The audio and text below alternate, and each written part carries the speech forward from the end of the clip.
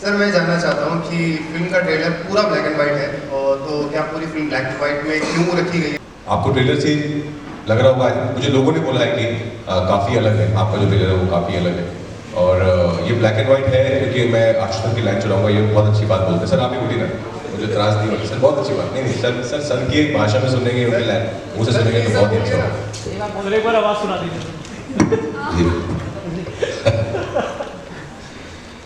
जो black and white film बनाई है उसके पीछे सिर्फ एक ही कारण है कि जो भी हमारे जीवन की त्रासदी होती है, आपदा होती है या विभीषिका होती है, जिसे हम अंग्रेजी में ट्रेजेडी कहते हैं, वो कभी भी रंगीन नहीं होती, वो हमेशा श्वेत या श्याम होती है।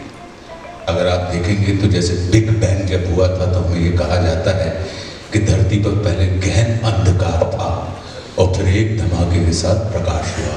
तो जब उस आप ब्लैक एंड वाइट जोन से बाहर निकलते हैं तब कहीं हमारी और आपकी ज़िंदगी सतरंगी होती है, रंगीन होती है। तो हम जो भीड़ में बात कर रहे हैं वो बात कर रहे हैं उस विभीषिका की जिसके अंतर्गत पूरी मनुष्य जाति, वह मनुष्य जिसने धरती ही नहीं चंद्रमा से लेके मंगल से लेके तमाम ग्रहों को अपने कदमों के नीचे रख लिया हो या अपने हाथ में पकड़ लिया हो, उस शक्तिशाली मनुष्य को उस कोरोना वायरस ने अपने घरों में 4x4 के दायरे में सिमटा के रख दिया था। तो आप ये सोच सकते हैं कि ये कितनी बड़ी आपदा थी मनुष्य जीवन में जो हमारे और आपके सामने निकल के आई। और उसके पीछे वजह सिर्फ यही थी कि वो दौर जो था वो ब्लैक एंड वाइट का था। अगर आपकी कोई सतरंगी यादें हों लॉकडाउन की या कोरोना काल की तो मुझे बताइए कि ऐसा अगर आपको लगता हो कि अगर आप उसे रंगीन याद कर सकें, मतलब हम तो नहीं कर सकते। देखिए, जब कोई आपदा आती है तो आपदा बिल्कुल गुरुत्वाकर्षण की जैसी होती है। जैसे पृथ्वी का जो ग्रेविटेशनल फोर्स होता है वो ये नहीं देखता कि ऊपर से पुण्यात्मा गिर रहा है या पापात्मा गिर रहा है, अगड़ा गिर रहा है या पिछड़ा गिर रहा है, हिंदू गिर रहा है या मुसलमान गिर रहा है। उसका धर्म होता है कि जो कुछ भी ऊपर से नीचे की तरफ आएगा वो अपनी तरफ खींच लेगा। तो जो आपदा होती है वो भी किसी वर्ग, वर्ण या जाति या धर्म या देश काल परिस्थितियों को नहीं देखती, वो सिर्फ आपदा होती है। और उस आपदा के संपर्क में आने वाला प्रत्येक मनुष्य, उसकी तमाम विशेषताएं समाप्त हो जाती हैं। और जब व्यक्ति की विशेषताएं समाप्त हो जाती हैं तब वो भीड़ में कन्वर्ट हो जाता है और भीड़ के जैसा दिखाई देने लगता है। तो मुझे लगता है कि ये जो ट्रेजेडी थी उसने हमारी और आपकी समस्त विशेषताओं को समाप्त कर दिया था। इसलिए हमारी फिल्म भीड़ है कि जिसमें विशेष लोग भी। तो मैं जानना चाहता हूँ आपने उस दौरान पर्सनली क्या फील किया कि जिससे आप इस फिल्म में कनेक्ट कर पाते हैं? नहीं, बिल्कुल हम रिलेट कर पाए क्योंकि और हमने जो फिल्म शूट की है वो कोविड टाइम में की है। ऐसा नहीं था कि कोविड उस टाइम चला गया था, हम लोग ऑफकोर्स प्रोटोकॉल्स फॉलो कर रहे थे, गाइडलाइंस फॉलो कर रहे थे। तो हमारे आसपास था कोविड सब भी, तो वो जहन में तो था ही कि अभी भी कोविड जो है वो गया नहीं है, इधर ही है। लेकिन जो चीज़ें हमने महसूस की, जैसे हम सब ने देखा ऑफकोर्स जब इतने हज़ारों माइग्रेंट वर्कर्स जब चले जा रहे थे वापस अपने अपने घरों में, तो वो तस्वीरें बहुत ही पावरफुल थी, वो बहुत ही दिल दहलाने वाली तस्वीरें थी। तो वो सब हमारे दिलों में रह गई, हमारे दिमाग में रह गई। और फिर हमने जब फिल्म शुरू की तो माइग्रेंट वर्कर्स के ऊपर भी इसका एक चैप्टर हमारी कहानी जो बेस्ड है, कैसे वो लोग जब गए वापस, तो वही जब वो हमने सिर्फ वही तस्वीरों तक देखा उन्हें, लेकिन उसके बाद उनके साथ क्या हुआ, क्या वो वापस पहुँचे या अगर पहुँचे तो घर पहुँच पाए कि नहीं पहुँच पाए। तो उसी के चलते अनवर सर ने एक फिक्शनल कहानी बनाई है इन फिक्शनल किरदारों को लेकर, जो एक जंक्शन पर मिलते हैं। कहानी एक दिन की है, वहाँ पर ये मिलते हैं और फिर इनके साथ क्या क्या होता है। जैसा ने कहा कि ट्रेजेडी चल रही है पूरी दुनिया में, ग्लोबली, ऐसा नहीं कि सिर्फ हमारे देश में है। तो उसमें जब ये मिलते हैं तो कौन कैसा, सबकी ह्यूमन नेचर जो है बाहर निकल के आने लगते हैं। हमारी फिल्म उस बारे में, ह्यूमन स्पिरिट के बारे में, हमारी फिल्म एक्चुअली होप के बारे में।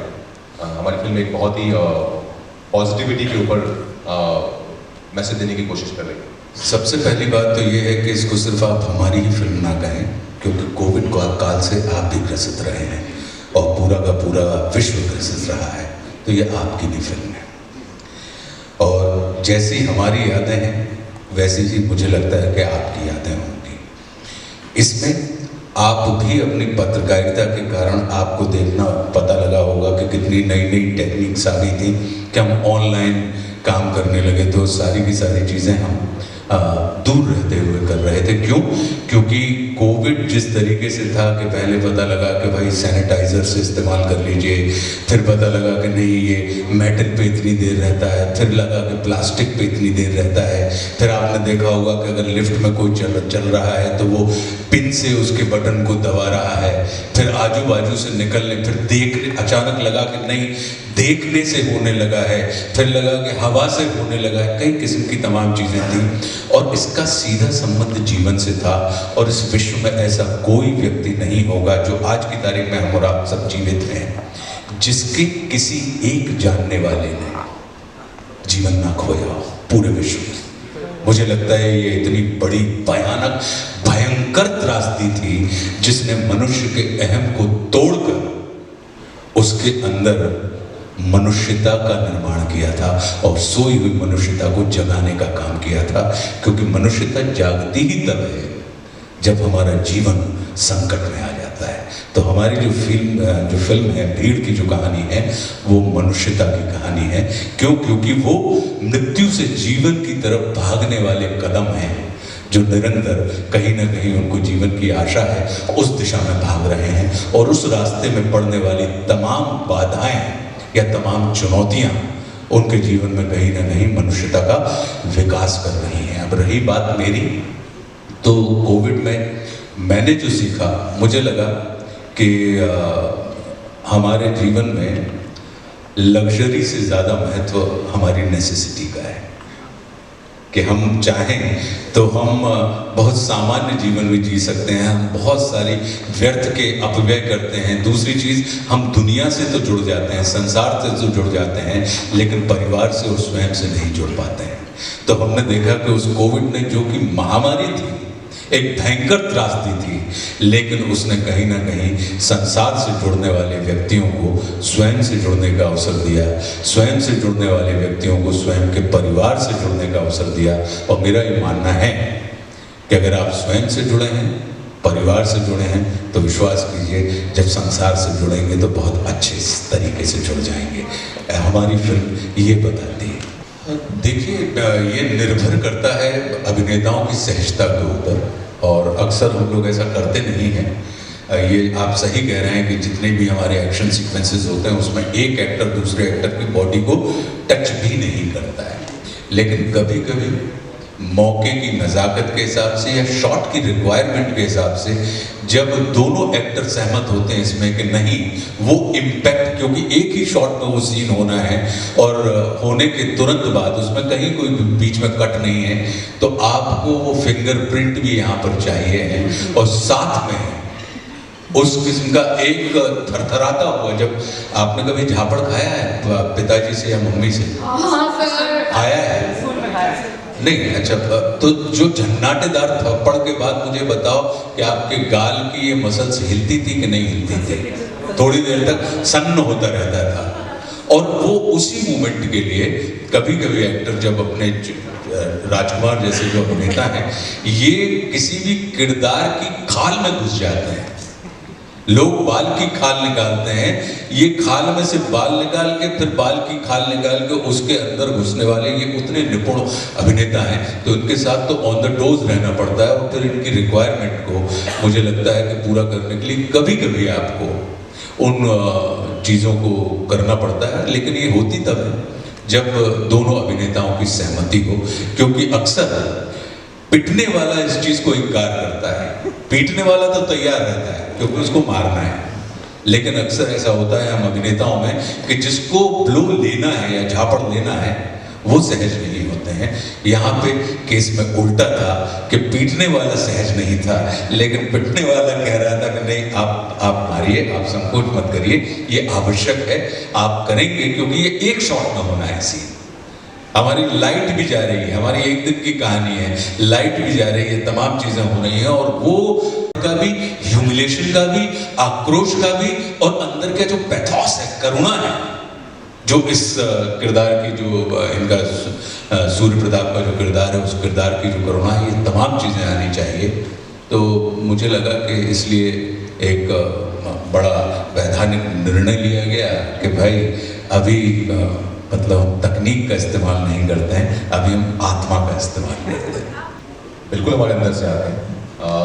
देखिए, फिल्म का लैंग्वेज में बात करेंगे तो हीरो की परिभाषा डेफिनेशन कुछ और है, हालांकि मैंने कभी उस टर्म भी यूज़ नहीं किया है हीरो। मुझे बहुत अजीब लगता है टर्म यूज़ करना कि मैं हीरो, मैं एक्टर। मुझे लगता है कि हीरो जब सेकेंड लॉकडाउन जो हुआ था, जिस तरह से हमने देखा कितने सारे हम सब आपस में मिलकर किस तरह से एक दूसरे के लिए खड़े थे, तो मेरे लिए वो सब हीरो है। आई थिंक कोई भी इंसान जो दूसरे इंसान की ज़िंदगी में कुछ अच्छा बदलाव ला सकता है by might be doing a very small thing for the other person, I think he or she is a hero for me. तो वो हीरो है हमारे लिए आई थिंक। और जो बॉर्डर पे लोग खड़े हैं हमारे, वो हीरो हैं। हम सब तो एक्टर्स हैं, लेकिन हीरो जो है वो सोसाइटी से ही आते हैं। हीरो उस व्यक्ति को आप कहते हैं नायक, जो स्वयं से, जो स्वार्थ की नहीं परमार्थ के लिए काम करता हो, जो स्वयं के लिए नहीं संसार के लिए काम करता हो, जो खुद का हित नहीं जगत का हित देखता हो। नायक वो होता है जो सत्ता के पीछे नहीं, जिसके पीछे सत्ता भागती है। सत्ता से मतलब मैं पॉलिटिकल से मत जोड़िएगा, सत्ता से मतलब होता है एक चमकती हुई शक्ति, जो समाज के पीछे नहीं, जिसके पीछे समाज चलता है, जो अपनी संपत्ति को समाज की संपत्ति मानता है, अपनी ऊर्जा को वो समाज की ऊर्जा मानता है। मुझे लगता है कि ऐसे लोगों को आप नायक कहते हैं। और नायक जो होता है वो आम आदमी के अगर आप खास होना चाहते हैं तो आप आम हो जाइए, तभी फलों का राजा आम कहलाता है। बाकी आपने अमरूद को या बड़े वाले उसको खरबूज को जो इतना बड़ा है उसको नहीं कहा, फलों के राजा को आपने आम को ही फलों का राजा बनाया, क्योंकि वो इतना आम है इसलिए वो सबसे अधिक खास हो गया। आशु सर, हम इनको प्यार से आशु सर बोलते हैं। मैं बहुत बड़ा फैन रहा हूँ इनका। इनके तमाम जो काम है मैंने सब देखे हैं। और फिल्म पे हालांकि क्योंकि जैसे हमने बताया कि लाइट कम होती थी, वक्त बहुत कम होता था, तो वहाँ पर हम लोग, मैं जैसे आप उनको सुनते हैं ना, वैसे हम भी बस बैठ जाते थे कि सर आप बोलिए, बस हम बस सुनना चाहते हैं, क्योंकि वो इतना अच्छा बोलते हैं, इतना नॉलेज, इतना ज्ञान है उनके पास। तो मैं एज ए स्टूडेंट उनके सामने बैठ के बस उनसे सुनते हैं हम, स्पेशली जब ये और अनुभव सर साथ में होते हैं, तो बस इन दोनों की बातचीत को आपको सुनना चाहिए, बहुत कुछ सीखने को मिलता है। एज एन एक्टर आप देखेंगे इस फिल्म में आशु सर ने इतना अलग काम किया है ना। हमेशा अच्छा काम करते हैं, लेकिन इस फिल्म में आपको बहुत ही अलग आशुतोष राणा देखने को मिलेगा। इन्होंने बहुत ब्रेक किया अपने आप को इस फिल्म के लिए। आसान नहीं है। आई थिंक जिस तरह का किरदार है वो बहुत ईजी होता है, उसमें हम कई बार just go with the flow के एक सीनियर है और उनकी अथॉरिटी है। जिस तरह से उन्होंने इसमें बहुत अपनी तरीके का ह्यूमर भी डाला है, जिसको आपको समझ नहीं दिया कि आपको इस बात को बुरा लगना चाहिए कि आपको हंसना चाहिए। आई थिंक वो सब इनका योगदान है। इतने प्रतिभाशाली, एक तो उनके साथ बैठती बहुत हिंदी निकलती है, ये बहुत कंटेजियस है। इतने टैलेंटेड है और दुश्मन संघर्ष से लेकर भीड़ तक मैंने सिर्फ सीखा है इनसे कैसे परफॉर्मेंस देनी है, कैसे काम करना है और कैसे बाकी चीज़ों की नॉलेज होना भी लाइफ में बहुत ज़रूरी है। मैं अखंड विश्वास करता हूँ कि हमारे बुंदेलखंड में कहा जाता है कि जात जात की जात है और जात जात में जात, अभिनेता जात अजात है वह सब जातन में जात। तो मैं एक भारतीय अभिनेता के रूप में अपने आप को जाने जाना चाहूँगा। मैं चाहूँगा कि हर अभिनेता की ख्वाहिश होती है कि उसके द्वारा अभिनीत किए गए प्रत्येक किरदार सिर्फ उसकी स्मृति में न रहें, बल्कि उन दर्शकों की स्मृति में भी रहें जिन दर्शकों, क्योंकि क्या होता है कि हम लोग निर्मिती हैं और दर्शक निर्माता होता है। तो निर्मिती को अपने सौंदर्य की जानकारी नहीं होती, निर्माता को अपनी निर्मिती के सौंदर्य की जानकारी होती है। और जब निर्माता अपनी निर्मिती के प्रेम में पड़ जाता है, उसको स्मरण में रखता है, तो हमारा आना भी सफल हो जाता है, हमारा जाना भी सफल हो जाता है और हमारा रहना भी सफल हो जाता है। तो हम यही चाहेंगे कि हमारा तो प्रत्येक किरदार एक अभिनेता के रूप में आप हमको प्यार करें, हमको स्मरण करें, क्योंकि जब आप देखते हैं तब हम देखने योग्य हो जाते हैं। जब आप अपने घर से चलते हैं तब हमारा घर चल पड़ता है। जब आप पैसे खर्च करते हैं तो हमें पैसे मिलने लगते हैं। तो कहने का अर्थ ये है कि आप विश्वास कीजिए, चाहे वो कोई भी नेता हो या अभिनेता हो, ये समाज की निर्मिती होते हैं। तो निर्मितियों को तो आनंद मिलता है कि अगर उसका निर्माता उससे प्रेम करे, उसको स्नेह दे, उसको समेट के रखे, उसको सहेज के रखे और उसका लगातार उसके ऊपर काम करता रहे ताकि उसका सौंदर्य दिन प्रतिदिन और खिलता रहे।